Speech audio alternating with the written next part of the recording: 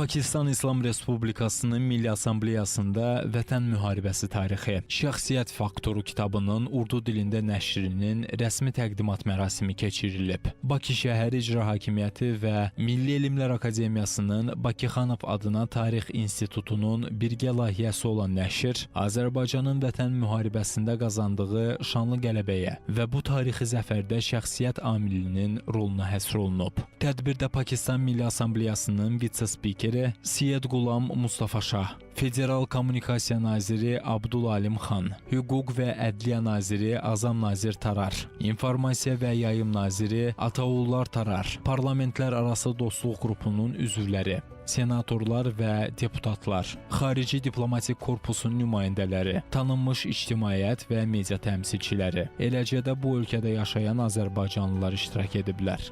Tədbir şəhidlərin əziz xatirəsinin bir dəqiqəlik sükutla yad edilməsi və Qurani-Kərimdən duaların oxunması ilə başlayıb.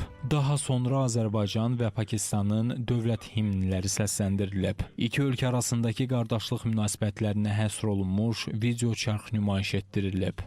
Azərbaycanın Pakistandakı səfiri Xəzər Fərhadov çıxış edərək 44 günlük Vətən müharibəsində Ermənistanın təxribatlarına cavab olaraq Azərbaycan ordusunun Müzəffər Ali Başkomandanı İlham Əliyevin rəhbərliyi ilə əldə etdiyi tarixi qələbədən bəhs edib. Diplomat həmçinin 2023-cü ilin sentyabrında həyata keçirilmiş antiterror tədbirləri nəticəsində ölkəmizin ərazi bütövlüyünün tam bərpa olunduğunu və 2025-ci ilin Azərbaycanda konstitusiya və suverenlik ili elan edildiyini vurğulayıb. Səfir qeyd edib ki, Pakistan Azərbaycanın ədalətli mövqeyini hər zaman qətiyyətlə dəstəkləyib və bu qardaşlıq münasibətlərinin göstəricisi olaraq təqdim edilən kitab urdu dilində nəşr olunmaqla Pakistan ictimaiyyəti üçün daha əlçatan olub. O, kitabın tərcüməsi və nəşrində əməkdaşlığa görə Müsəlman İnstitutu, Azərbaycan Ticarət Evi və Pakistan Milli Dilinin Təbliğ İdarəsinə, habelə təqdimat tədbirinə verdiyi dəstəyə görə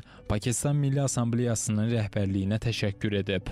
Tədbirdə vitse-spiker Syed Qulam Mustafa Şah və Türkiyənin Pakistandakı səfiri İrfan Nəziroğlu da çıxış edərək Vətən müharibəsində Azərbaycanın qazandığı qələbəni alqışlayıb. Pakistan və Türkiyənin Azərbaycanın yanında olduğunu xüsusi olaraq vurğulayıb. Təqdimat çərçivəsində kitabın nüsxələri iştirakçılara təqdim olunub və Pakistan Milli Assambleyasının kitabxanası ilə yanaşı ölkənin beyin mərkəzlərinə, ali təhsil müəssisələrinə və digər kitabxanalara göndərilib.